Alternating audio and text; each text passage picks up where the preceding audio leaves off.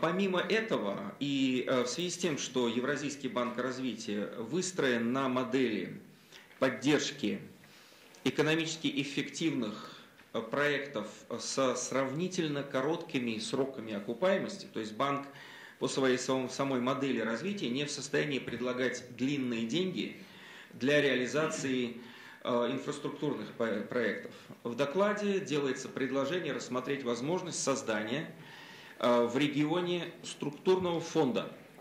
Сначала в формате структурного фонда Евразийского экономического пространства, конкретно аналогично структурным фондам, существующим в Европейском Союзе, и конкретно для поддержки крупных инфраструктурных проектов, которые в основном проектов в областях приграничной и трансграничной инфраструктуры, что позволит существенно стимулировать потоки товаров между странами единого экономического пространства и в случае интереса со стороны более широкого круга стран СНГ позволит распространить выгоды интеграции и на весь круг наших стран.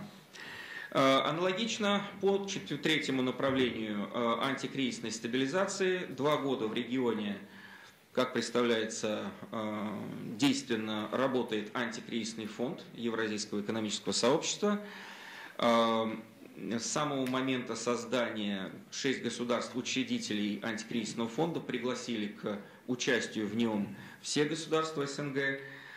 Фонд в тесном сотрудничестве с глобальными Бреттон-Вудскими финансовыми институтами, с Международным валютным фондом и Всемирным банком, с региональными банками развития ведет работу как по финансовой поддержке стран, участников, испытывающих потребность в дополнительных финансовых ресурсах, так и по консультированию государств, участников по ключевым вопросам экономической политики.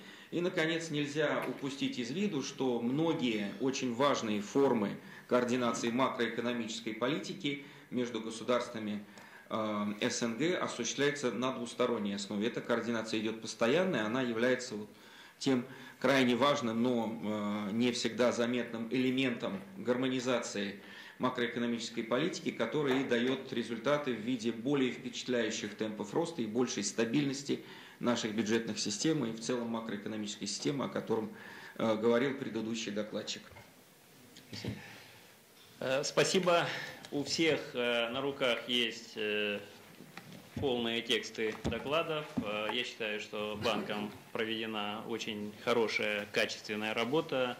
Есть что анализировать, смотреть, думать, каким образом можно использовать эти рекомендации. Я предложил бы сейчас начать обсуждать этот доклад. И, господин Минжу, изначально предполагалось, что вам будет предоставлено слово для приветствия. Но теперь, поскольку вы уже пришли в самый разгар дискуссии, я думаю, что тут уже мы опустим это самое приветствие. И у меня просьба прокомментировать выступление, данный доклад. И в своем выступлении на пленарном заседании вы говорили о существующих рисках мировой экономики. Данный доклад посвящен рискам для госфинансов государств постсоветского пространства. Каковы будут ваши комментарии? Пожалуйста. Thank you very much for the invitation. First of all, it's my apology being late. I was in a CNN live debating, so when you have a camera in front of you, you really have no way to escape. So sorry I'm late. The second, thanks for the invitation. It's a great honor for me to join you and say a few words.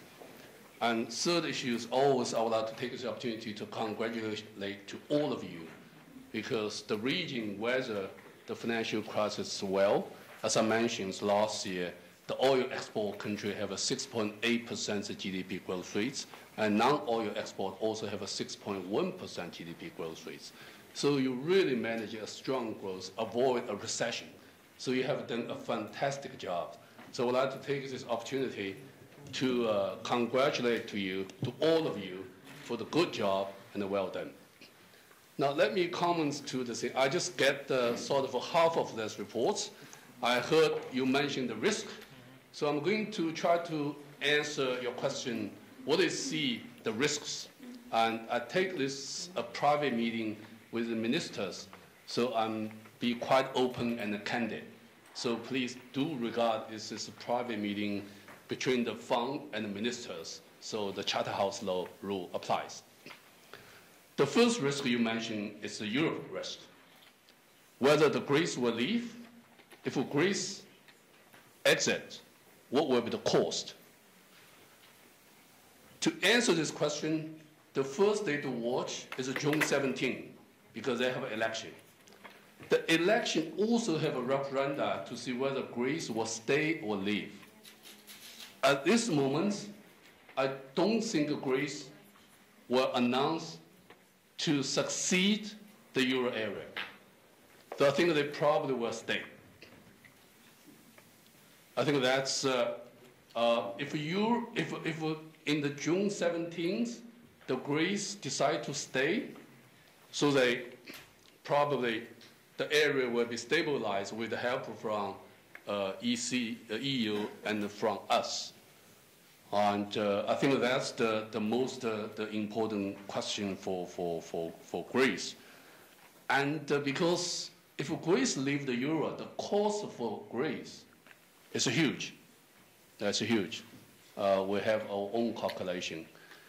And for you, if you need to prepare for the worst scenarios, I think the real issue is not your exposure to the banking assets and the treasury bill, which is very small for you, but rather it's your corporate sector, because your corporate sector has a lot of business with Greece, and in that particular moment, the Greece will have a payments difficulties. So you want to make sure your company will not have technical default risk. This is the most important issue. And even if that happens, the euro will stay. We don't see any chance the euro will broke. So I think that's the most important issue for Europe. You have a question? Or? For Spain, the Spanish banking sector is weak, but the good news is they have a very small funding requirements, so they don't need to go to market. That's good news, because they cannot access to the market. That's a problem.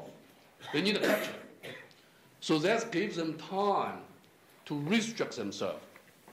With the help from EU and us and the determination from Spanish government, we probably will be manage a Spanish banking crisis. I think we can manage that. So for Europe, really the key issue is the June 17th, the political decisions. But at this moment, we will say they will stay. So that means you will see a lot of volatilities, but it should be okay.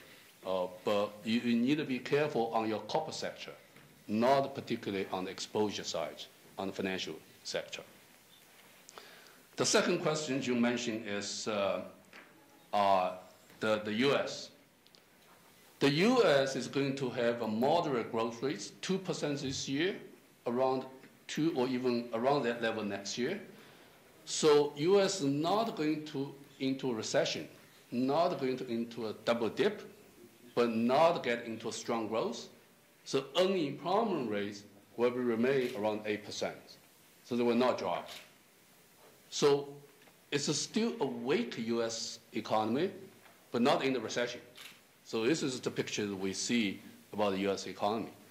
The big issue for U.S. is we call the fiscal cliff, which is end of this year, because the Bush tax cuts is going to be expired end of this year, which involving 1.7% of GDP.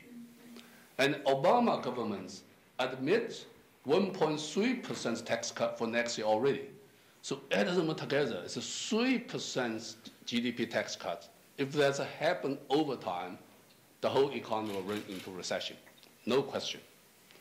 So they have to come up with something to expire the Bush tax cut, but also to supplement with a new tax cut and new revenue policy to sort of mix to reduce this 1.7% negative impact on the government expenditure side. But they have only 6 weeks to do that before the new president in and the expiration, the dates. Whether U.S. politicians be able to reach agreements in this 6 to 7 weeks, nobody knows. The chances are small. But they probably will come up with something compromise to muddle through the whole thing. So market will be volatile very much end of this year. But at the end of the day, they probably will be able to manage it through. I think that's the U.S. situation.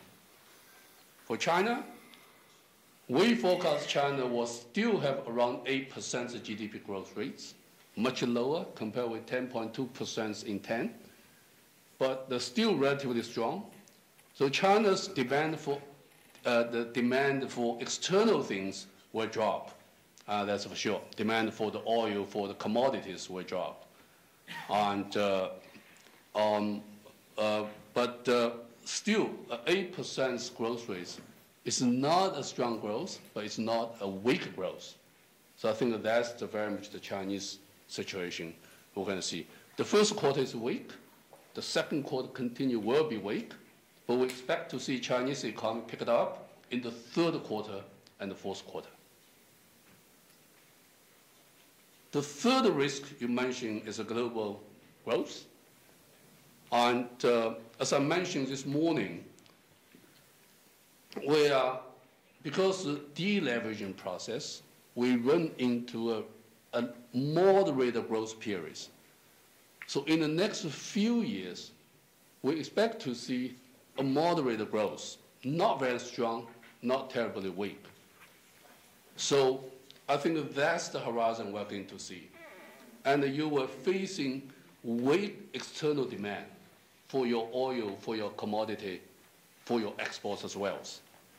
And because we really don't see a strong growth drives in US, in Europe, in China as well. So we probably end with this is a weaker growth situations.